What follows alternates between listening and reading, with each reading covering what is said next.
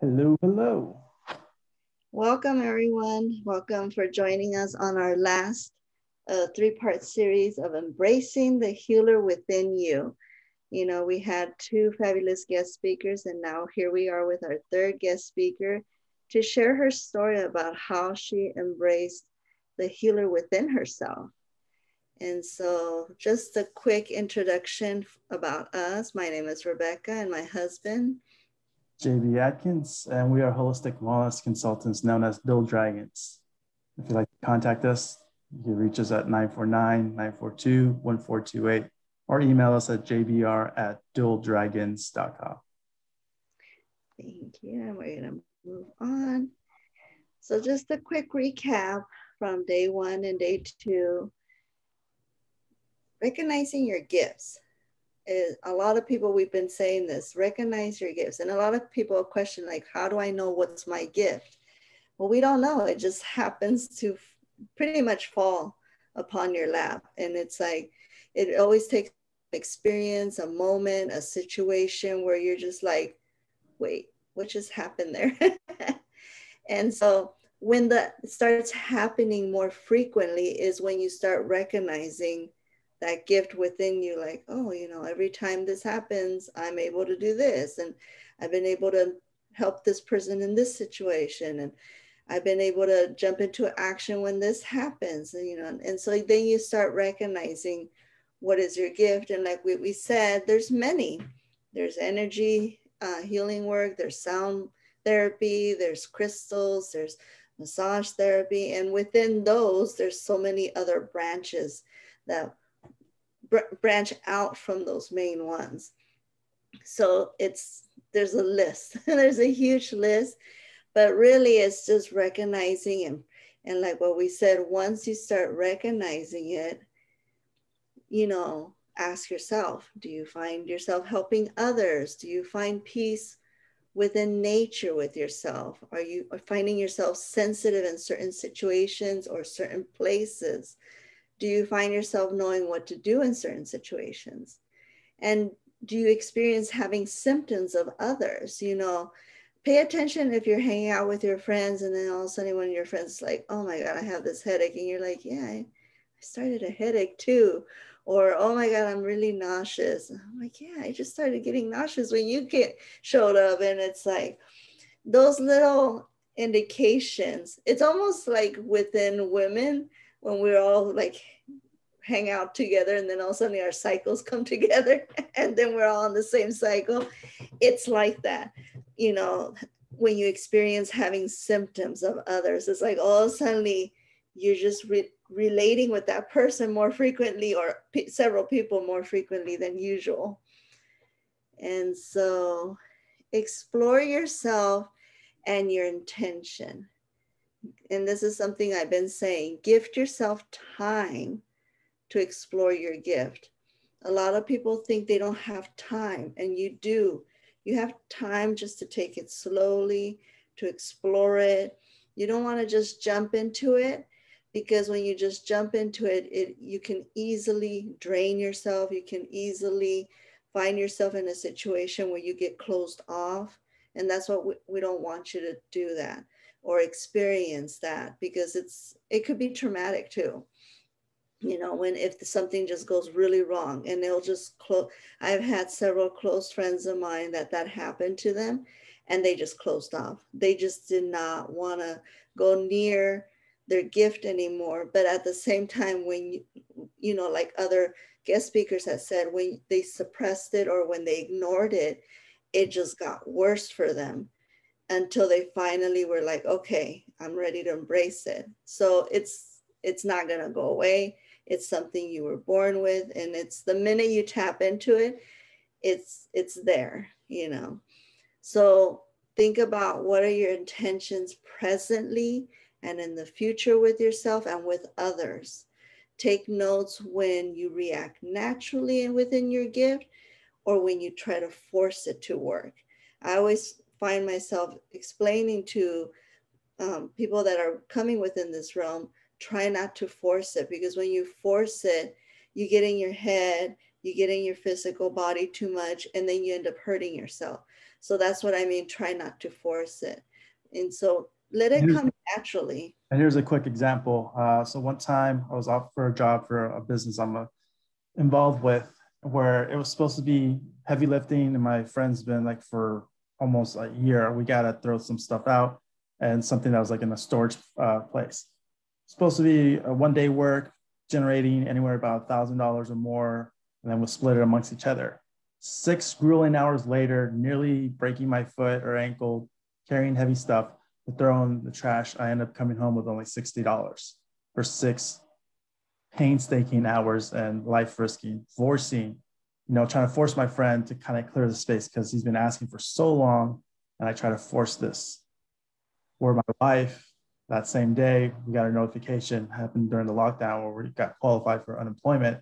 6 minutes, easily updating whatever information they require, and boom, she generated a couple $1,000. And I'm like, $60 trying to force something that a friend or someone in my life I care about was asking to change, and I forced it, versus my wife just, when it comes, and light work. So yes, big lesson there for my husband. He comes home like, what? So when you grow as a healer, you grow through practice. And so when you start practicing, practice with other healers with experience, not just anybody. Really do your research, kind of like research that person. What have they done? What experience do they have? How long they've been doing this? Is it someone that's been practicing for a while? You learn so much because they have so much knowledge that they acquired over the years. And, just by learning from them, I'm not saying that you're going to become them, because you're your own unique person, but you gather little tidbits that really, those little golden nuggets that will help you in your journey. Receive sessions from these experienced healers. And then that way you could feel what feels true to you, what calls you. Also practice with those that could give you positive, constructive criticism, so then that way they could tell you, what, I felt this in a moment, but especially when you start practicing, if you start getting in your head, the client can feel it. It's like, it was great until all of a sudden there was a moment where I wasn't feeling you anymore. And it's because you started getting in your head, and so most likely you were starting to think of something else, or, that mental chatterbox that starts occurring in your mind, and they'll feel it. Like they'll be like, yeah, suddenly it started great, and then there was a moment where I didn't feel, and then all of a sudden I felt you again. And so take those criticisms to be able to construct notes for yourself. So then you start seeing the patterns and the blueprint of how you are within your gift. And then take courses. I always say take courses, and a lot of people are so eager to take all these courses. And I would say, no. Just look at all the courses that are being offered, but meditate on them. Meditate, and then really think what feels true to you. Really just sit with several courses and be like, what is it really where I'm going to gain the most knowledge, or where am I going to gain what I need for the moment to start evolving my gift? Because your gift will evolve and evolve and evolve during time, and courses will come and go. Like, I know for myself, I've taken many courses, not all at once, but I've been taking many courses throughout time. 10 years, a little bit more than 10 years. I've been taking several courses, something that I'll just come across and I'll be like, it'll call me all of a sudden, I'll meditate on it and I'll think about it. And I'm like, how can I grow from this course? And if I feel like it's still calling me within that week, then I'll sign up. And I'm always glad that I do that, because then I gain another golden nugget there. And so then it helps me evolve in my gift. Especially trusting your own intuition versus looking for an external validation, which we all have experienced, just depending on your lifestyle and the way you were raised and the culture you're raised.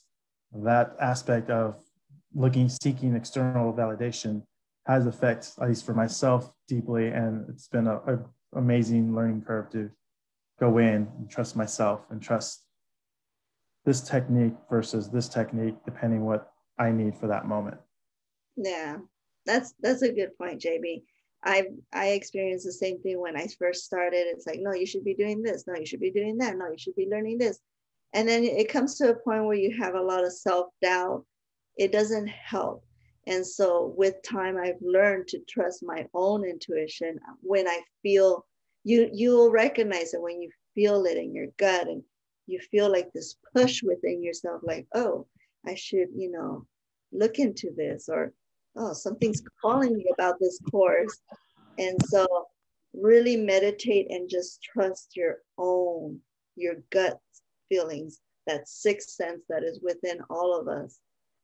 So when you continue to build your spiritual connections, like I said, you'll continue evolving in your gift. And what I mean by evolving is you start gaining almost like these spiritual connections, guides, as you start gaining specialties and evolving, guides will start coming in to help you evolve to the next step or to the next level, or to evolve whoever you're supposed to become. So a practice that we love to do is daily breathing and meditation practices. And I'm not saying I understand a lot of us have a very busy lifestyle. I'm not saying we sit for 30 minutes. Sometimes it's when we wake up, we just give ourselves that 5 minutes to breathe, to stretch, to meditate. And then in those 5 minutes, something will come in my mind like, oh, I need to take care of this. And then I take that mental note. I don't just jump into action. I take that mental note, get up, we have our breakfast, we have our self-care ritual first, where we take care of ourselves first, and then we acknowledge what we need to take care of within the day. So those are like very healthy practices that I really recommend.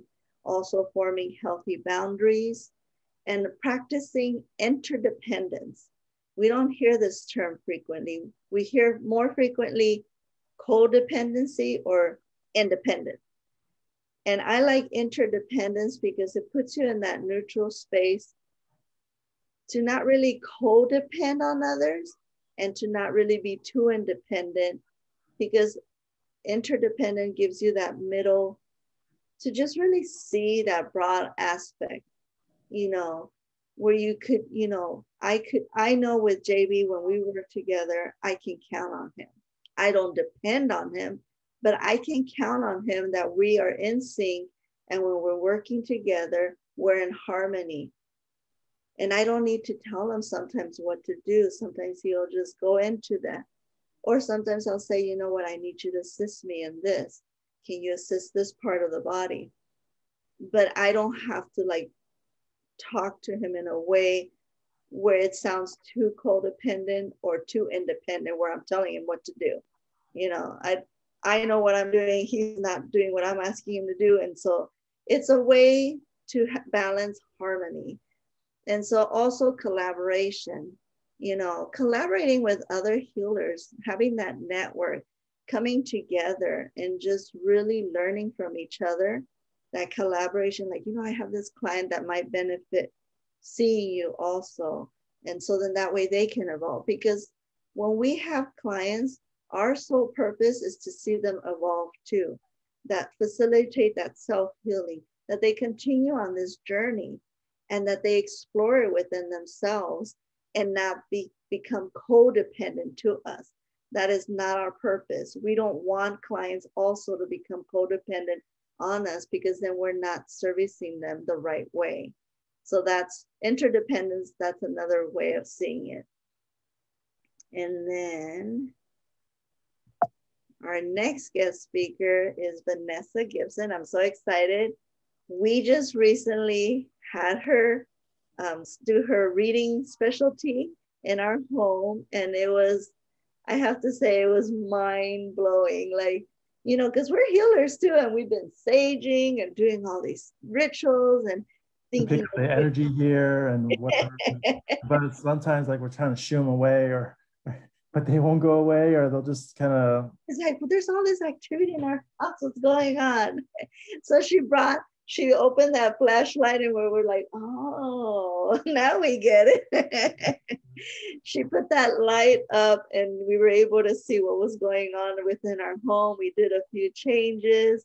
And, now the next change we need to do is our patio. We need to work on that. I've been looking up succulent garden ideas to make it look all pretty in the back. And so it's been really fun, just getting that other golden nugget and using it in our home and just seeing how everything is just like, ooh, I like this feeling. It feels nice in our home again. I mean, it's always felt nice, but you felt that evolve. It just evolved to another level, our home, where I was like, wow, this feels new. Like I walk in my room now and it's like, oh, I like this feeling. For a while, it felt muggy, and we couldn't understand why. We're clearing it, windows were open, but there wasn't really a breeze, and we had to force it, so to speak. We had to buy multiple fans. And now that we made the suggested recommendations that Vanessa and her gift for us to understand what's going on within our room or throughout our house, it just flows. So it feels a lot cooler. Yes. But we're not turning them on, kind of thing. Other than obviously the one up top, but like it's so completely different when you allow the energy to be where it's meant to be, like a modern day feng shui. Yes. So she's an intuitive empath, energy healer. If you need to reach out to her, you can reach out through vanessagibson.info, her website, or you could reach her at 949-735-0437. Make sure to take advantage because, like I said, we had an idea of how to clear and, we've practiced, but when she gave us that other, I always say, when you collaborate, they flip the coin. They help you see the other side of the coin. And so that's what she helped us do. Like I had not flipped that coin to see the other side. And so she facilitated that. And so I was able to see like, okay, I get what you're saying now. So it's really interesting. We'll share some more a little later after she shares her story. So I'm going to go ahead and stop share.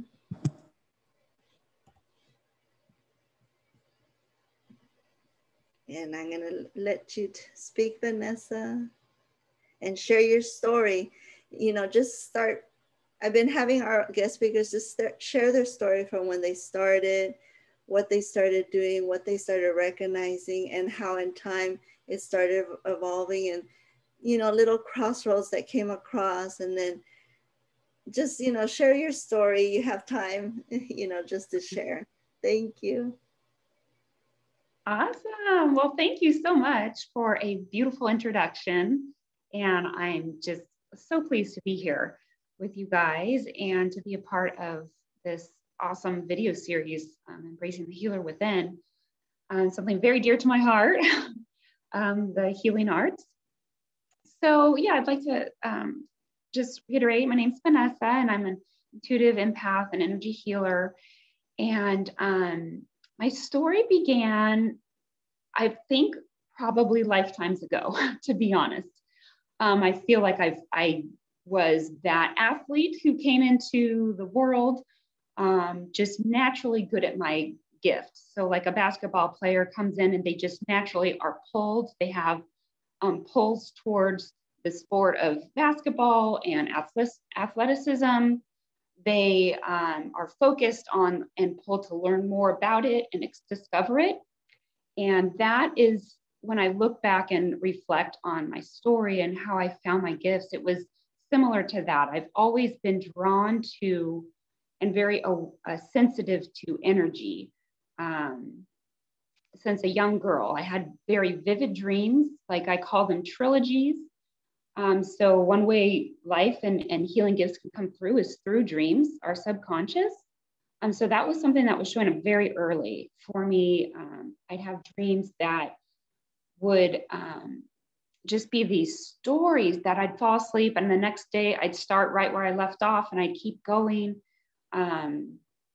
Later in life, I'd find that those would either come true.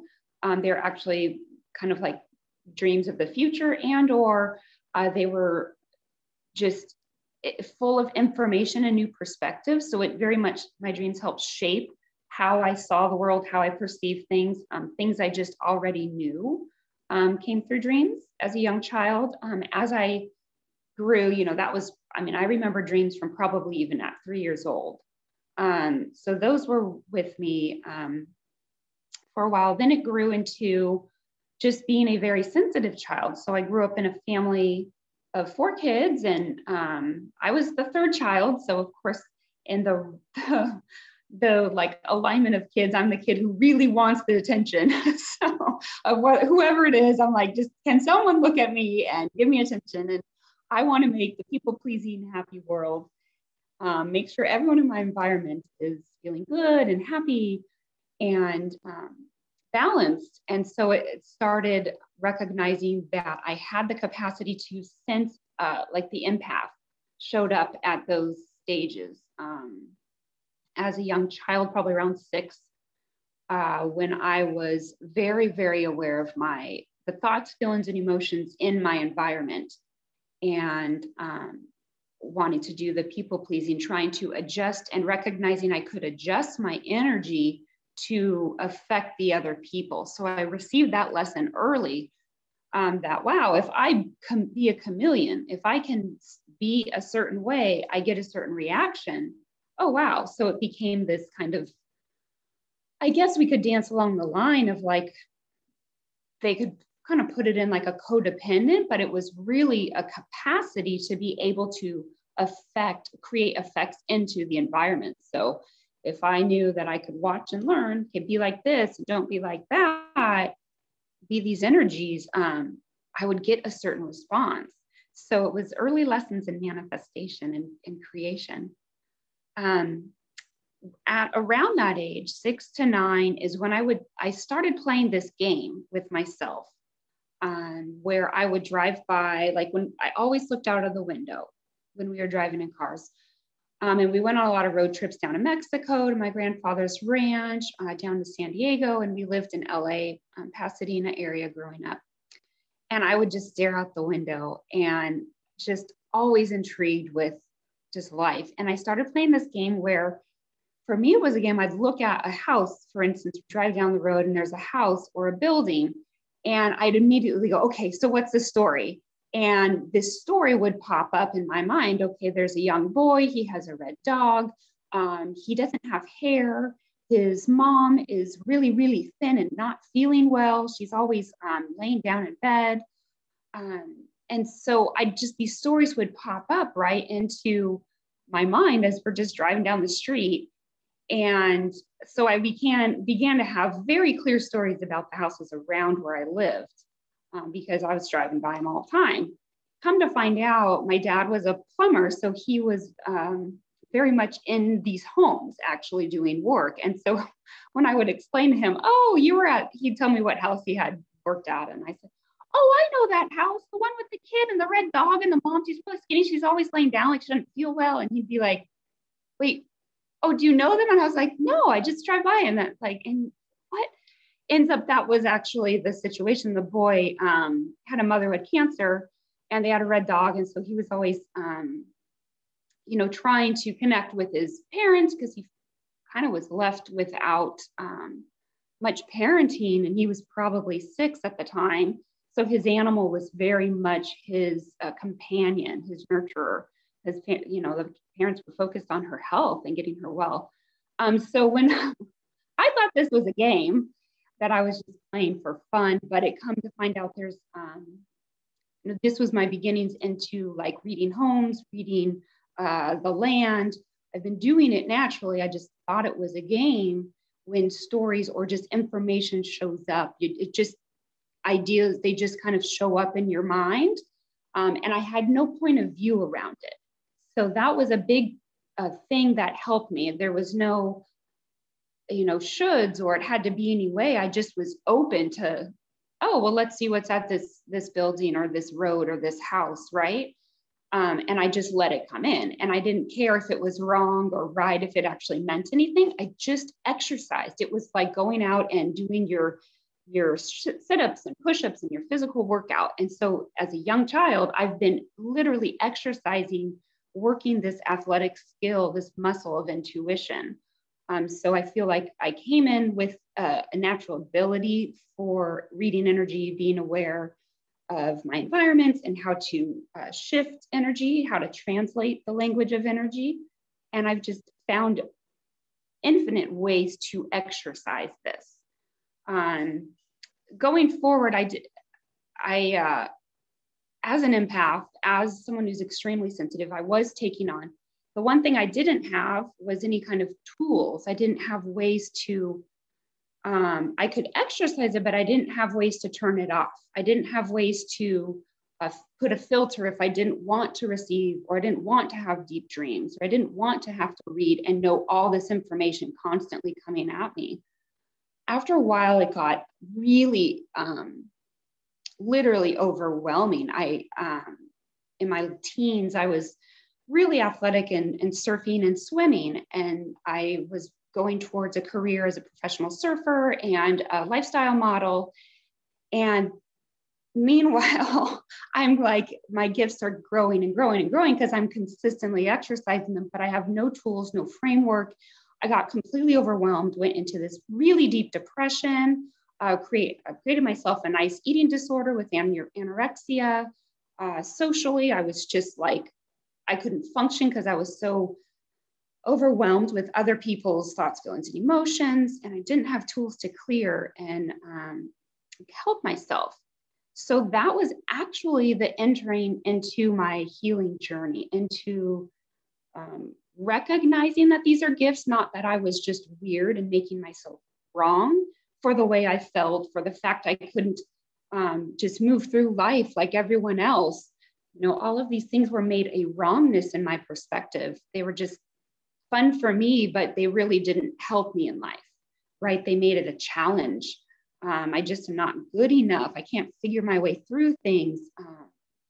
So my teen years were that big door into the healing journey. I, in that deep depression, did full Western approach to healing, you know, psychologist, counseling, inpatient, go to the psych ward, whatever you need to do, the medication cocktails. And it really did help facilitate me out of symptoms of depression and the symptoms of things, but the root was still there.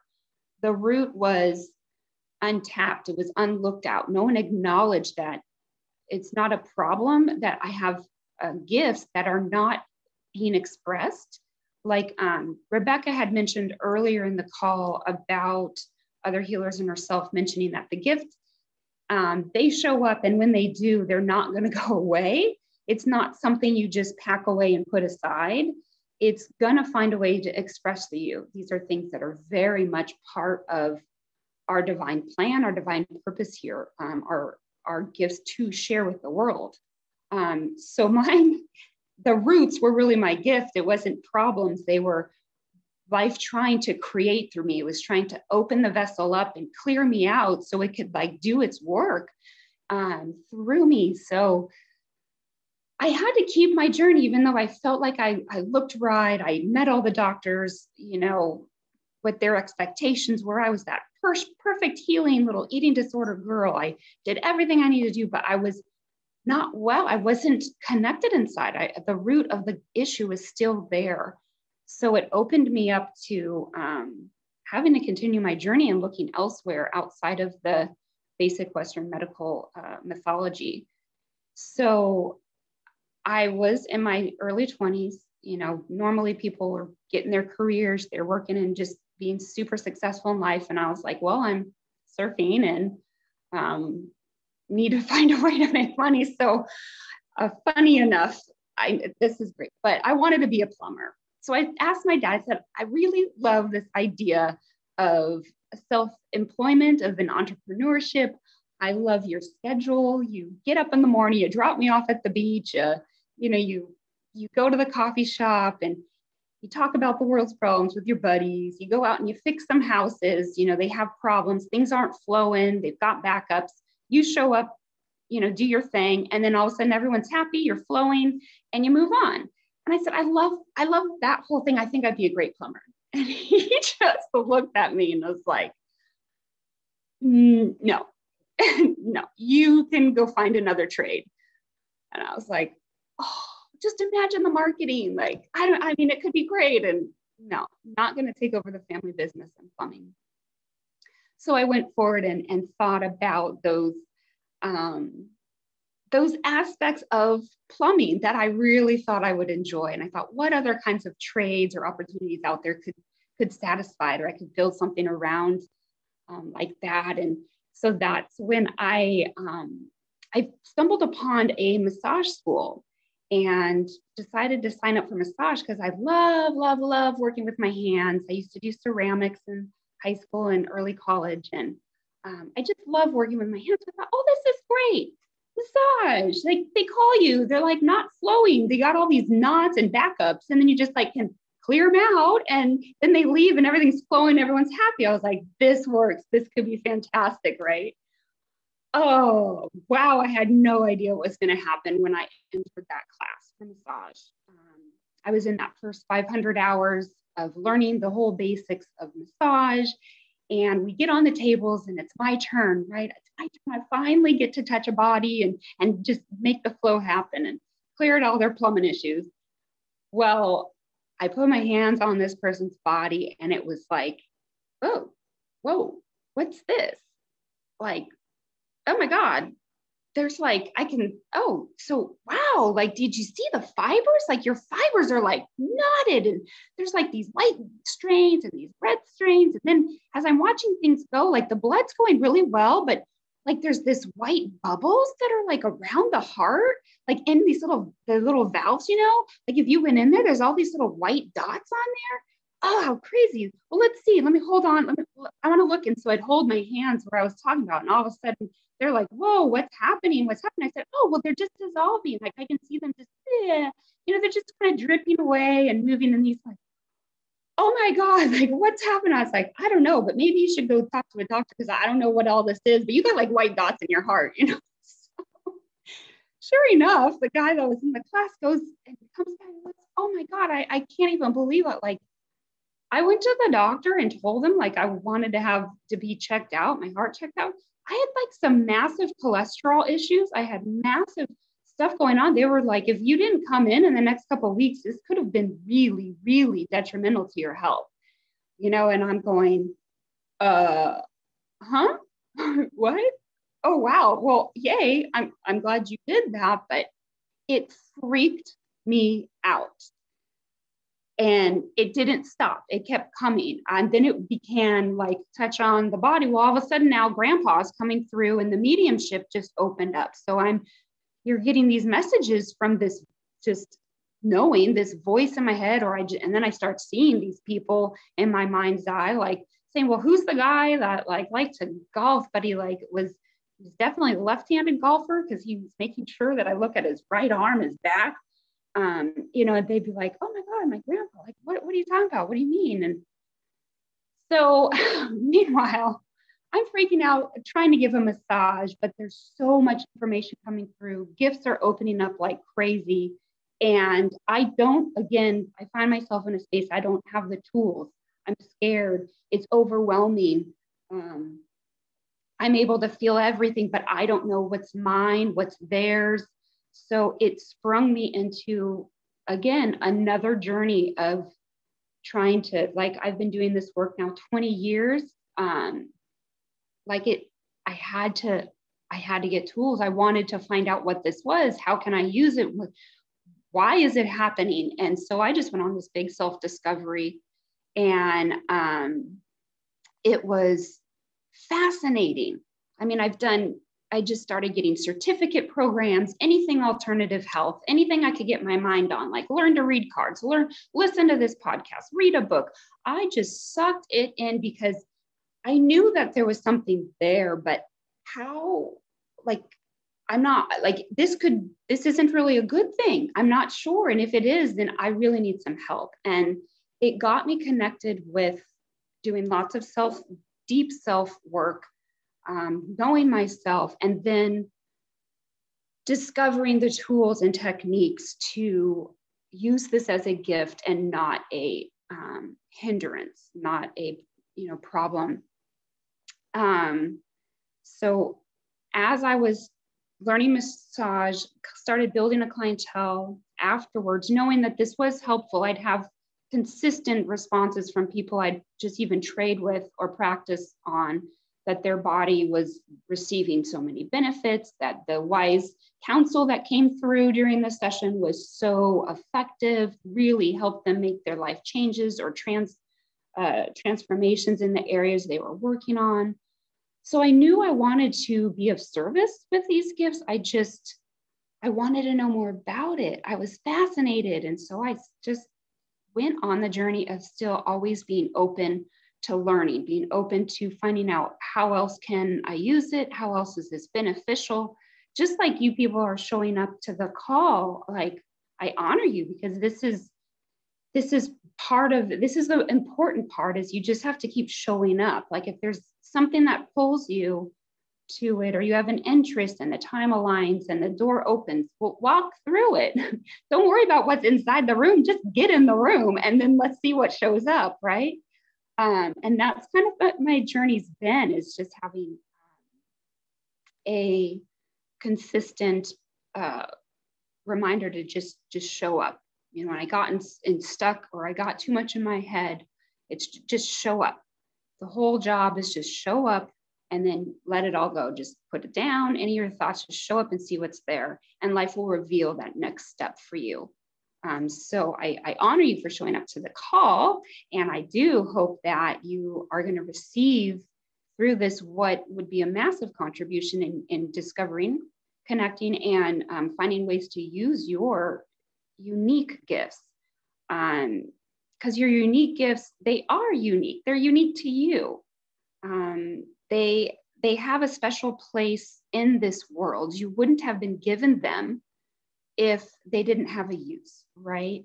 And that has so many infinite ways it can be expressed.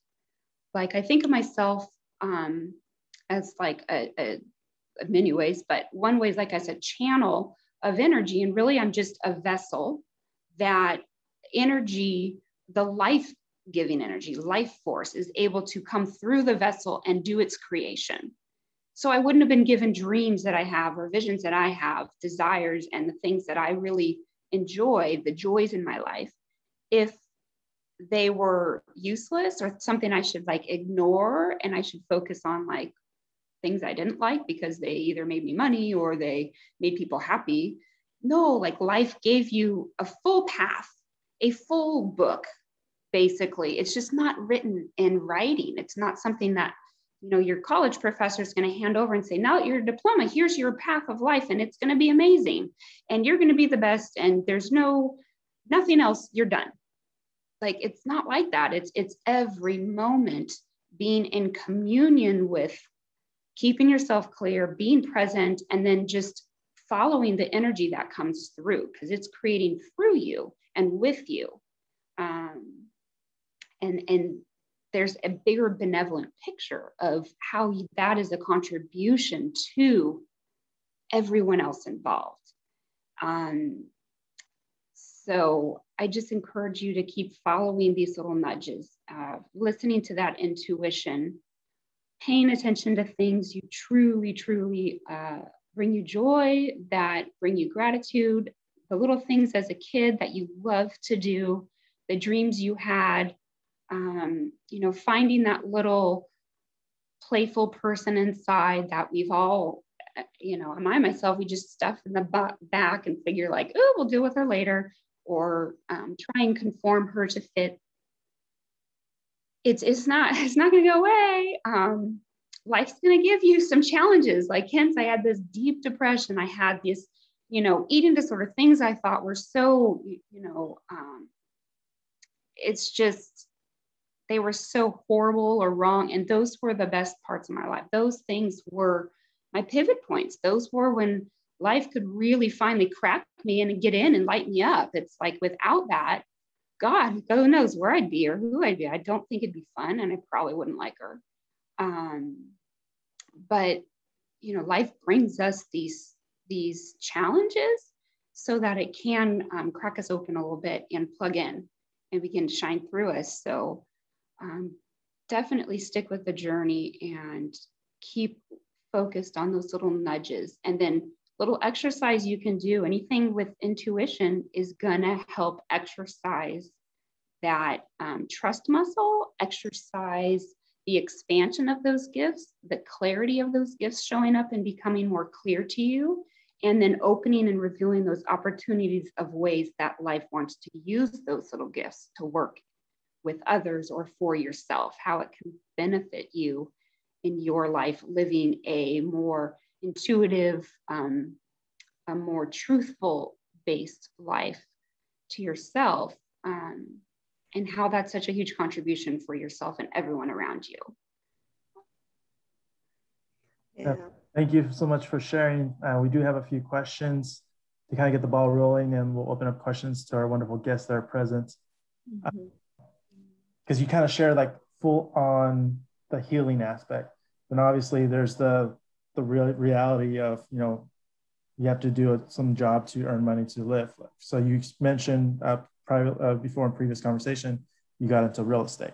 So Yes. Can you elaborate how you embrace your gift without shutting it down like you were sharing, but also obviously kind of mending with what's reality where you have to generate an income and then kind of embrace it within the real estate? Integrated. Oh, I love it. So this was really fun for me.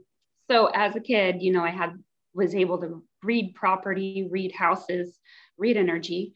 Well, I was doing that professionally to help agents who were they were having a hard time selling listings. So the name got around, people were calling me to come and do readings on these houses for sale. And so I go in there and I'd be like, okay, great. You know, well, we just, you know, here's the story. Here's what's happening. The reason it's not selling is wife doesn't want to move. Husband does. I'm not sure if they're in a divorce or they're looking at one. But as soon as they get on the same page, the house will cooperate. But the house is not willing for them to actually split. So it'd be like stories where I go in there and kind of give the background. Once the acknowledgement that this is possibly what's happening, they tell the owners, and sure enough, that was the situation. Wife decided, no, she didn't want to move to Texas. So she comes back and they decide to go work on their marriage and stay together. And sure enough, the house sells. And I think they had 3 offers the next day after I'd come out and done the energy work and some balancings, and then gave the reading and the report to the owners. So I found a way to integrate this work into something that comes so naturally. I can't not do it, but it was a way to generate income. Well, what was starting to happen was all the agents I was working for just kept saying, oh my God, I can't believe, you should just get your real estate license and just go take, you can make the whole commission, go sell. You'd be great at real estate, residential sales. And I thought, oh, okay, yeah, that sounds fun. I love homes and that could be fun. I like helping people. So I got my license and started a career also in residential real estate. And it really has blossomed for me. Like real estate just comes to me. The right clients just show up when the time's right. It hasn't been much of a struggle to build that business as far as clients and business, but like JB was mentioning, it's a way I can use my gift. I'm able to facilitate my clients at a much deeper and conscious level through the process and the transaction, as well as, help the home itself be cleared for the new people coming in, or help program what that home's kind of job is. Every home has a personality, and it has its purpose. So they like to support people who are independent or work from home, office. They like to generate business. Others like to do more of the nurturing. They really want to nurture a family. So they tend to be always having the family live in them. Others like to nurture later stages in life. So you'll notice a house has a pattern of a consistent type of person or people that live within it, that it nurtures. So I'm able to give these extra levels and understandings about homes and real estate and the process and what's your next, really what are you looking for, and do the matchmaking of the right home with the right person.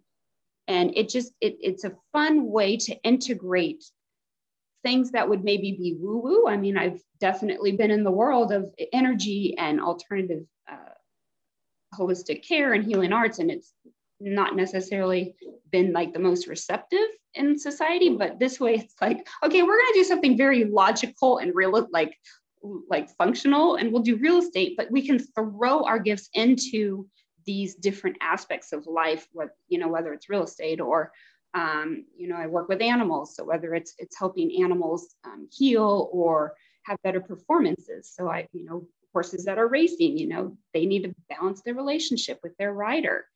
It's all energy. There's always a way that you can use your gifts in a very fun, creative way that will be a contribution to you, and you don't have to shut down. The more you actually turn it up, the more expansive and the more successful and enjoyable for everyone involved that your business or your gifts get. Awesome. Any of our guests, you should be able to unmute if you have a question for Vanessa. Yeah. I know we had a couple of our guests share your story or your quote about just showing up. Mm-hmm. Your experience in massage real estate.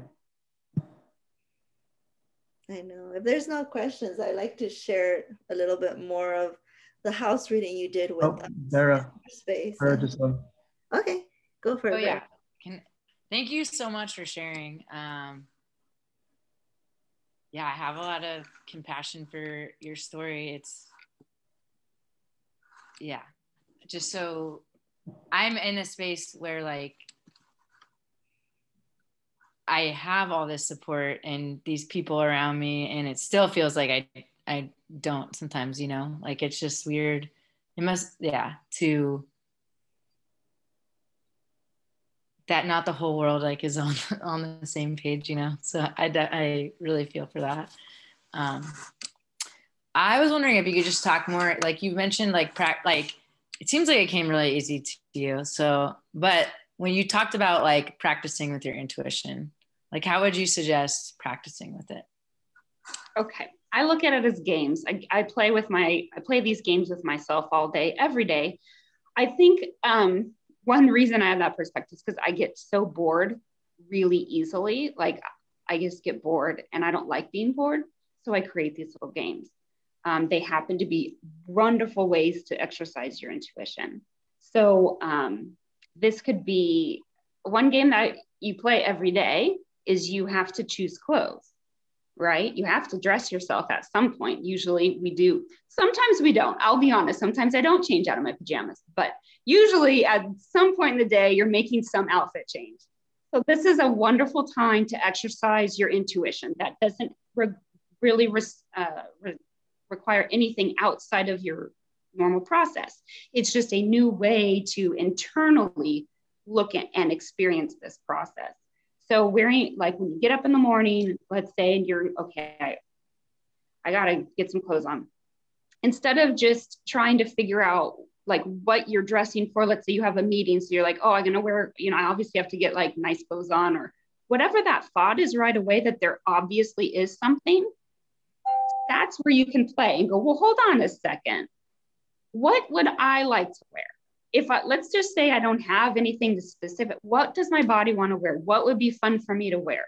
What would I like? And is there like, sometimes I'll have like a thought of like a certain outfit or a shirt or pants. Like, I just feel like I just want to be in jeans today. And so I'll let myself put on the jeans. And then I'll be like, okay, is it a top or, and what, is there a color? And so I wait to see, one of my strong languages is the clairvoyance, so the sight. So I have a lot of visual in my my language of energy. And so I'll wait to see if I get like a visual of what outfit to wear or what shirt or what I feel like wearing. But it starts with a question. Instead of just assuming it has to be something, the game is ask a question. what would my body like to wear today? If I could choose anything, what would I like to wear today? I do this when I'm shopping. I let my body choose what would feel good, what would be fun, whether or not it's not so much how it would fit. It's playing the game. So sometimes I'll go as far as like picking a bunch of things that I just kind of play like, oh, well, that's interesting. Oh, that's cute. Okay, that's something I would never wear. I'm going to grab it. And I'll go in the changing room and I'll just change and just feel different things just for the fun of it. But this practice, I'm telling you, it's like, I know I can't wear a bikini all day, but most days, but that's what I would prefer to wear. And so I do sometimes, if I know I'm going to be in, an environment that I can't maybe wear a bathing suit, I will at some point in the day say, okay, you can put your suit on. Maybe it's right before you get in your pajamas, but put a bathing suit on and just enjoy being in it and then take it off and get in your clothes. But it's a way that it's an easy way you can work on choice, letting go of judgment, and just trusting your intuition. And it gets you into an inner dialogue of curiosity with, wow, what is it that I want? What would be fun for me? What brings me joy? What feels comfortable? I have a clothing line, an online clothing line that I just absolutely love. It's called Wear Joy. And that's actually my sister-in-law's business, but her focus is to help people find joy in their closet. So this is something I blend with shopping and with her philosophy a lot. And it's a really, really fun, easy way, woo-woo way to exercise intuition. Same thing. My other favorite, having an eating disorder, don't want to ever make a decision about food. Whenever I go out to eat now, I play a game. Instead of making it some serious, oh my God, what am I going to choose to eat? I take the menu, I look at it, the first thing that catches my eye, I just order. And I don't think about it. And then it's so fun how oftentimes what will show up will be something that I would have never ordered on my own, but I'm like totally enjoying, whether it was the texture, whether it was the taste, whether it was anything, but it's usually so super satisfying. So that's another fun, very everyday thing that you can begin to play with your intuition minute by minute and not feel like it's this thing you're working on. It's always there. It's never going to go away. You're never going to lose your gifts. They're only going to be able to be expanded and used in versatile ways. Thanks. That's fun. Yeah, it's really good. I like that. Now you just reminded me, Vanessa. Is it an eating? I don't have an eating disorder, but a dysfunction, I would call it an eating. I like that. It's a dysfunction because I was actually raised by always being force fed. And with this thought, like if I didn't eat enough, I was really skinny, I wasn't healthy. And so my mom, but the problem was that I had digestive issues as a child. I didn't have frequent bowel movements. And what would happen was I would just really clog up to the point where I would end up in the hospital, having my stomach pumped, cleaned. So that happened at age 8, 12, 15. And then at 19 is when I had my near-death experience where I had severe fevers. So I had a very severe infection. Ooh. That's where my healing journey began. I had always been very sensitive. And I think the one thing I learned from that journey was not speaking up when I was a child, not saying like, you know what, I can't eat this. This is too much. I would always just like let them decide for me, and just, I would eat it.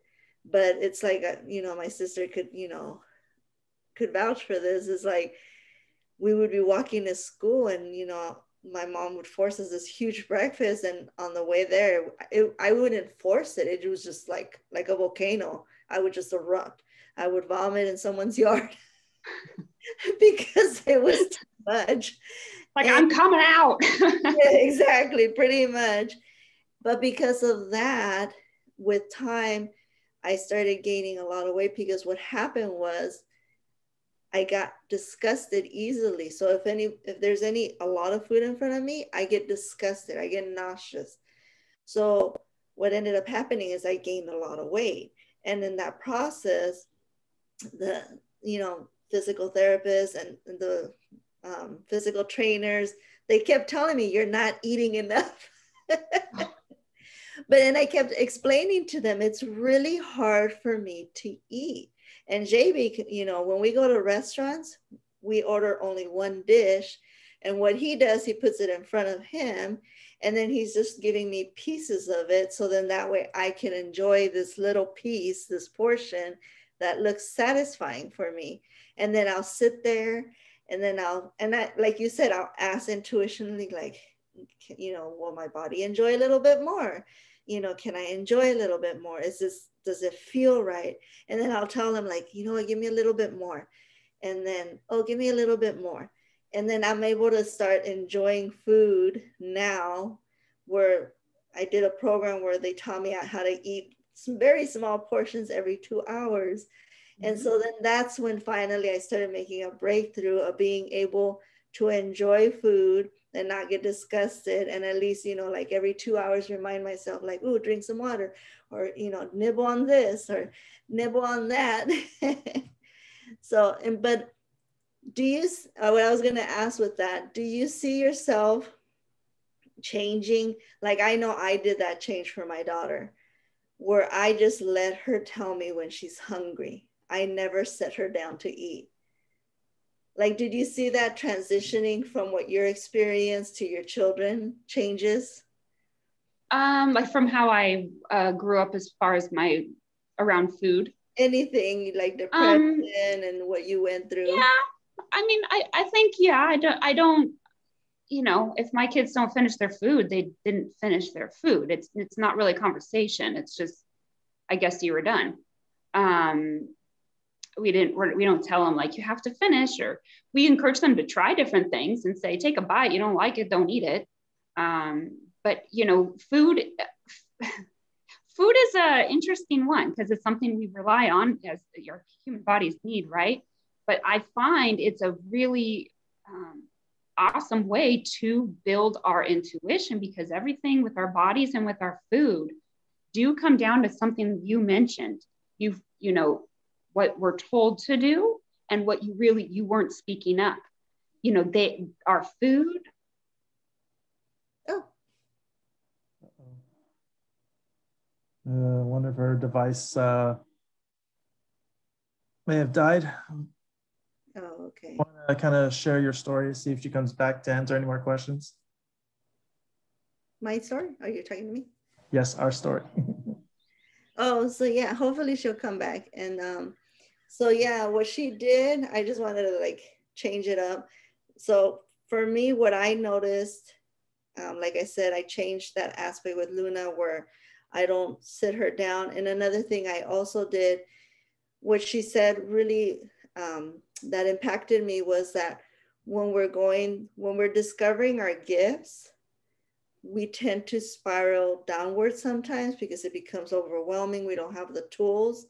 But during those times when she said, but if it wasn't for those challenges, and if it wasn't that cracking me a little more open to my gift, it wouldn't have helped me evolve, which is so true. And so in this course, I really want to mention that I did not do this course in the purpose to avoid you from going through those challenges, but giving you at least a tool, hopefully in this course, a little tool that could help you while you're cracking, be able to come out of it and say, oh, that's right, I could reach out to this person, or I could reach out to that person and see if they could help me unravel this icky feeling in me, or this overwhelming sensation, or this huge sensitivity that's coming over me, or not letting it affect me this way, or how can I build healthy boundaries. And so that's one thing, that when we started going into our gift, we let ourselves emerge too soon, too quickly, to the point where it almost feels like you're drowning in water. It's like, it's too much. And so just learning to be able to, you know, relax, feel your intuition. And, you know, just like in the pool, what they tell you, just relax and you'll just float up. It's like, just relax your body and let it flow, and just trust that your body knows what to do next. So that's one tool I would like to offer everyone is, again, trust your intuition, relax, take a couple of breaths, and let your body just guide you to what you need to do next. And then, and so what Vanessa did to our home, I was also going to share, is we used to have, where I'm sitting is our workroom. As I'm going to just kind of span it around a bit here for everyone to see. So, and if you notice, this is the closet. It's an open space where we put the desk, and this desk was actually in our bedroom. So here's our workroom. Let me move this way. There's our healing tools that we use, our charts. And so this desk that I'm sitting at used to be in our bedroom. I don't know, JB, if you want to span around our room. Sure. There she is. Perfect. I'll let her in. Perfect. There you are. We were like, her device must have stopped. Oh, wait, she's on. You're on mute. Okay, awesome. So sorry about that. Like, I don't know what happened. Like the internet just died. Like everything went dark. I was like, ugh. So I just had to get on my phone instead of my computer. Sorry about that. Oh, no problem, no problem. That's what I figured. Something must go, either her equipment, her battery, she didn't, but that's interesting that everything just went bloop. It just went black. So I have nothing. I don't know if the power went out or what, but so I just got on my phone so I can use my cell data, you know. Okay. Sorry about that. No, I was just showing them. I kind of finished my part about how I really enjoyed what you said, that when we have challenges, you know, this course is not to avoid those challenges, but to at least offer a little tool that might help you during that challenging time, you know. And because what you said was very beneficial, of like those moments, they help us crack open a little more to open and really learn from that experience. And so I just said what she said, you know, just trust your intuition. If you feel like you're drowning, what's the first thing they tell you to do? Just relax and your body will flow, you know. So trusting your body and trusting your intuition to know what to do. And then I started sharing this room, how where I'm sitting at, this desk used to be in our bedroom, and how you told us like, oh, that needs to be moved out. And it's been really nice just having him when he needs to do work, not like before where he would just sit in front of this desk in our bedroom the whole time and just ignore, like just be immersed in it and ignore me. Yeah. Now our bedroom is our space. And then when he needs to come do work, it's really interesting how that has changed, where he's not here all the time.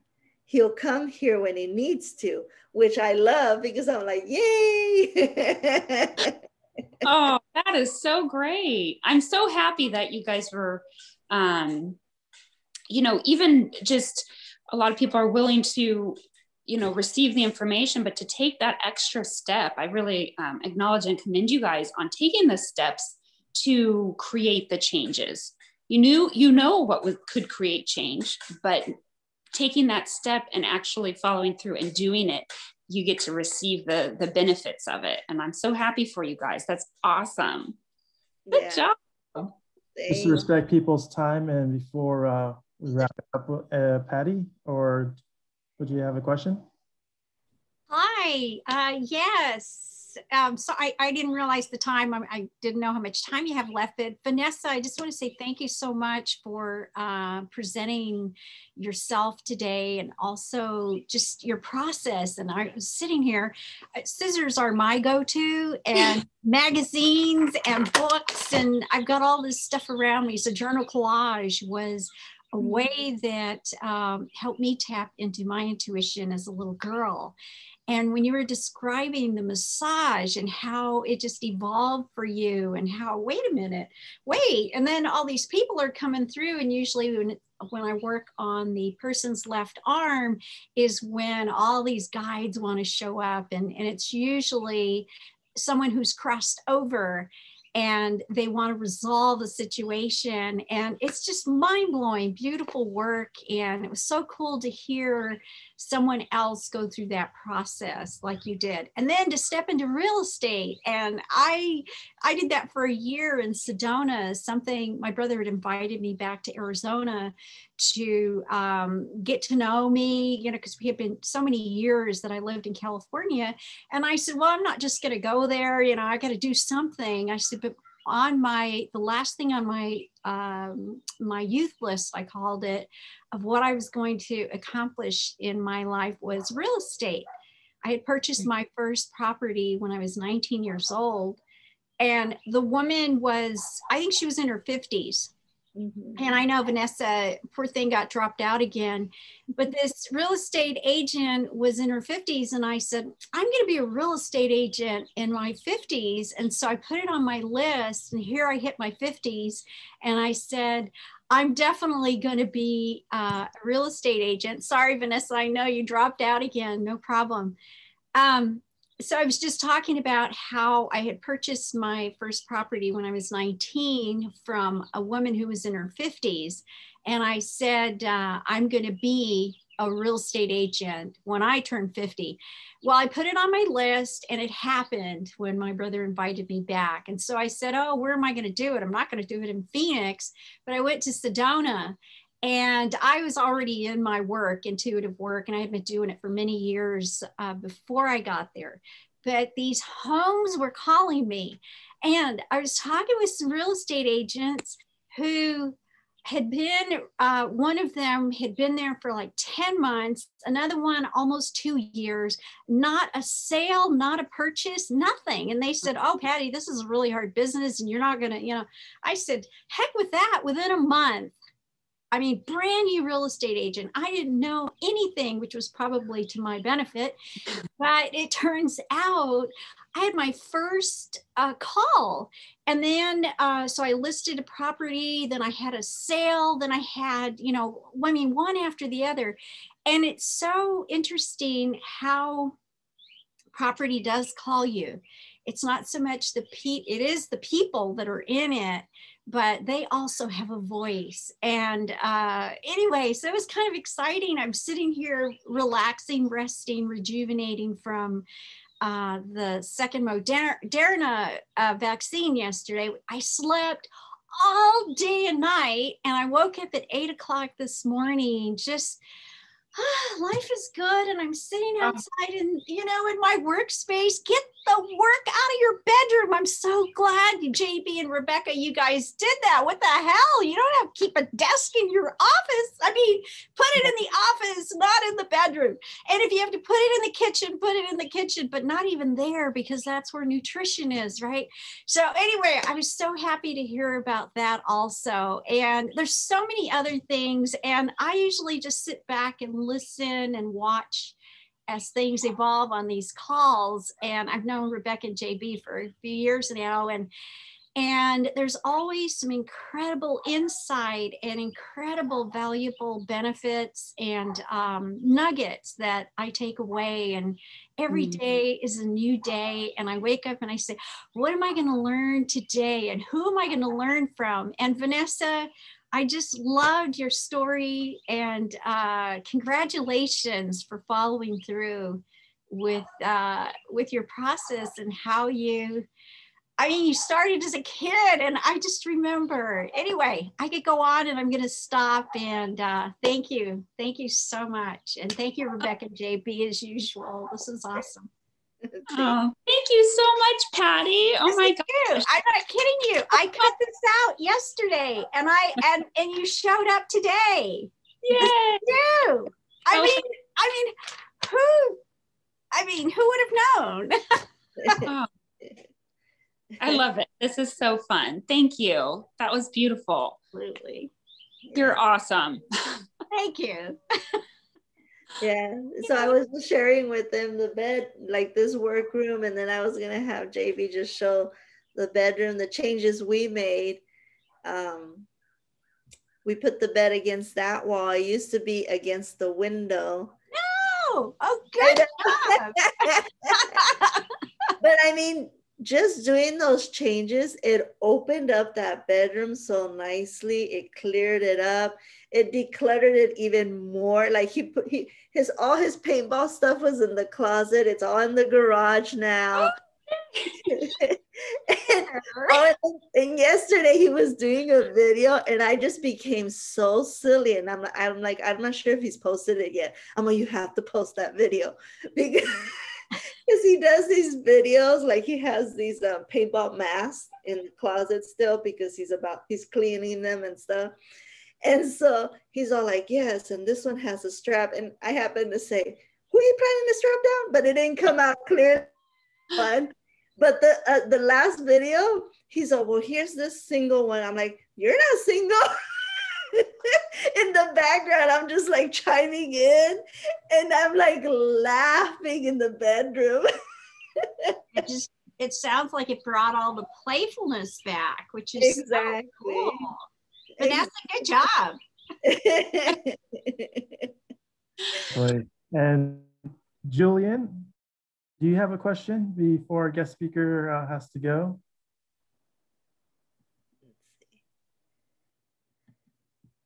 Did you say Jillian?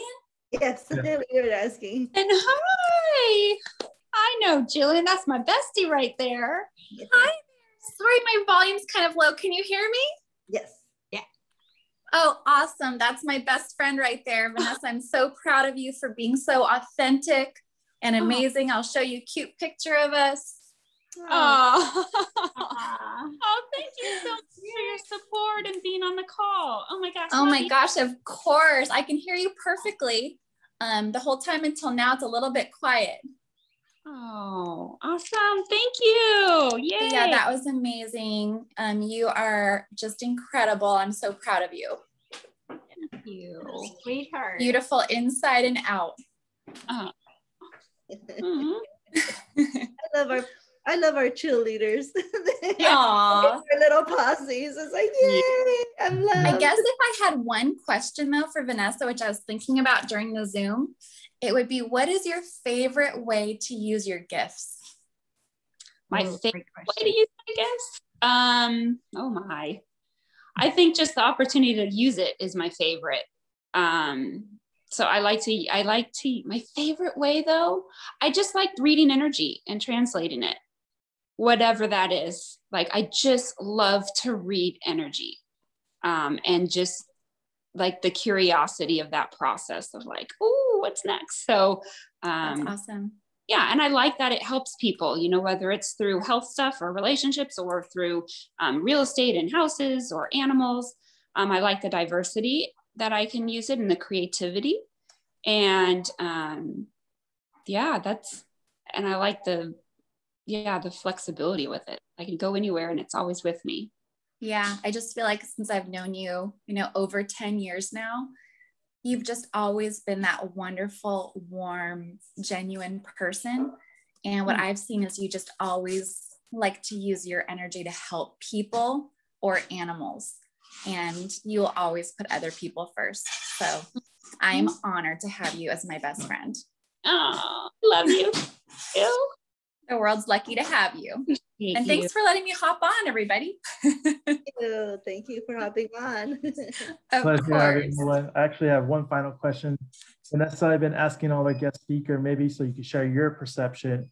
So many of us, as we go through life, we go through training, they say you got to do SMART goals and you have to be precise and focused. And of course, when I did that, nothing was truly manifesting for me. But then when I was learning my wife's way is about, yes, have an idea what you want, but then letting it go. And obviously, if you do that to a plant, the plant dies without nourishing it.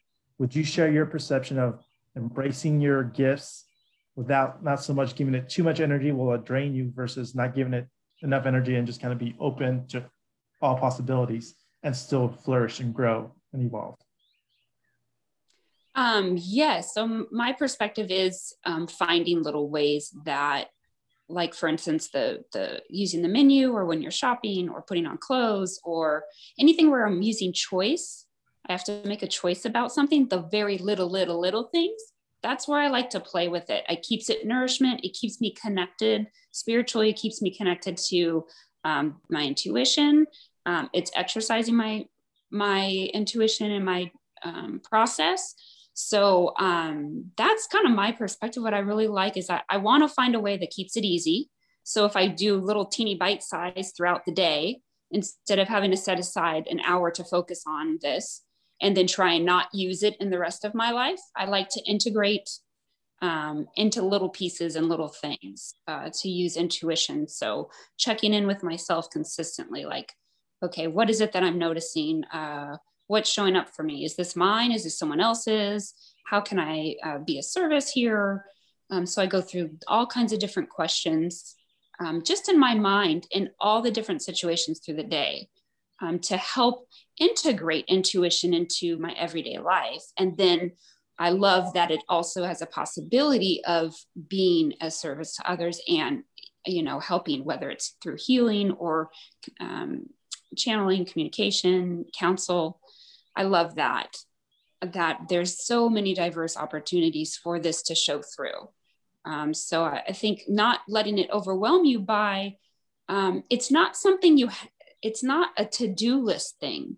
It's something you get to do, and it's something that you always feel better after you choose to kind of tune in to how your body's feeling. Are you tense? Are you excited? What are your emotions? Where do you feel those emotions in your body? Versus let me set aside time and I have to go learn my intuition and figure out how I get my gifts and what they are. It's let them be revealed to you in those little teeny moments of the day. Each day, you'll begin to see patterns and things that consistently are showing up. Other ways of thinking, the type of people coming into your world, the type of people that are surrounded. You seem to attract the conversations that tend to come with that. These are all little clues. So it's like being a detective and just investigating consistently and making notes of your clues. Great response. I know you said it perfectly, Vanessa. When JB and I first started working together, we would get in the car and he would be so excited, and we would be driving and he'd be like, and we're going to do this and we're going to do that. And I feel like this client needs this. And I'm like, and I would just sit there quietly. And then I'm like, that sounds beautiful, but can you just open the window and throw that all out the window now? Because we're going to show up for them and we'll let them tell us what they need. Nice. And he would look at me like, what? And I'm like, yes, just go with the flow. Throw it all out the window. And he would just like, it took him a while to realize what I was saying. And it was like, then he would look at me and he'd be like, oh, you just knew, huh? And I'm like, yes, I always know. That's why I'm your wife. Oh, love it. Love it. Yep. It's been fun with, when you have that beautiful relationship, when you collaborate with other people, just knowing, doing that dance with them is the best thing ever. So there's always, and then we'll come home and JB's all like, okay, I see what you were doing.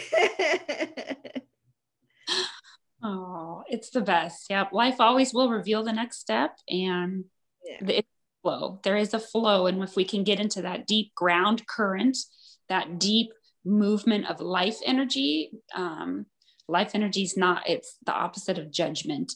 It doesn't involve judgment or limitation. It's just this infinite life fueling energy. We can just merge with that. It will flow, whether we go over rocks or rapids, whether we go into, calm waters, wherever that stream and current leads us. If we just flow with it, we float and let it guide us. You can't stop it. You can't dam it up. We're not big enough, no matter how cool and great and strong we think we are. We're not big enough to dam up that stream of life, that ground current. It's going to move, and it's moving in the direction of the most benevolent. So if we can relax, let go and float with it, like everything will be taken care of. It will have our back and support us through it all. Yeah. So I love, that was beautiful. You're just let it flow. Just show up and float. Like, yeah, we would show up, and then I would look at him like, this is what they need.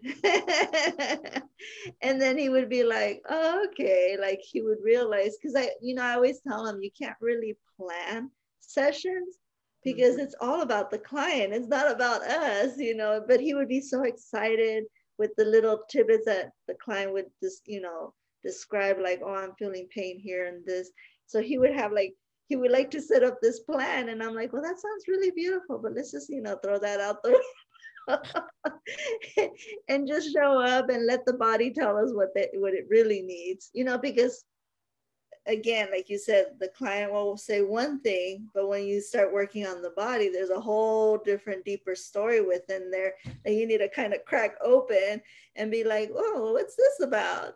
And then it's like all of a sudden the client will be like, oh, I didn't even think about that, or I forgot about that, or well, you know what, I experienced that last week and I'm glad you brought it up. And now I know that it's something I also need to deal with, or, have you work on. And so little things like that, there's different stories coming into play with the body. And I just, like you said, it's so, when you show up and you're present for that person, and then all these things start emerging. And I always make our clients crack up when I tell them, you guys are like my bubble wrap. You know how when you get that bubble wrap in the mail and you just want to pop them? I'm like, you guys are like my bubble wrap. I just want to go in there and start popping things. That is such a great analogy. So they always crack up. They're like, I'm amused that you're amused that I'm your bubble wrap. Oh, that's so fun. But yes, definitely. Thank you again, Vanessa. I just want to go ahead and share again for our viewers your information so they know how to get a hold of you. This is also on our Facebook page, the Healers Roundtable. Yeah, you can get this information through there. It will also be on our meetup. I like posting the pictures there. So I will be posting this on the meetup, whoever joined via meetup. And, thank you so much, Vanessa. I'm really looking forward to continue collaborating with you and just really, doing more networking with you and hopefully sending people to you that could really benefit, like we benefited from the reading of our home. So that was really beautiful. Thank you again. Oh, thank you guys so much for having me. It's been an absolute honor, and I was so excited and just think you guys are amazing. Really appreciate this and look forward to networking and collaborating too. What else is possible? I know, exactly. What else is possible? The possibilities are endless. Yeah. So fun. So I hope this was a contribution because I know I received a lot from it. So thank you. Thank you. And thank you everyone for joining. And, stay tuned for our next course next month. We will be figuring out what our guides tell us what's going to be next. So thank you again for joining us. Thank you so much. Thank you. Bye, guys. Bye, everybody. Thank you. Bye.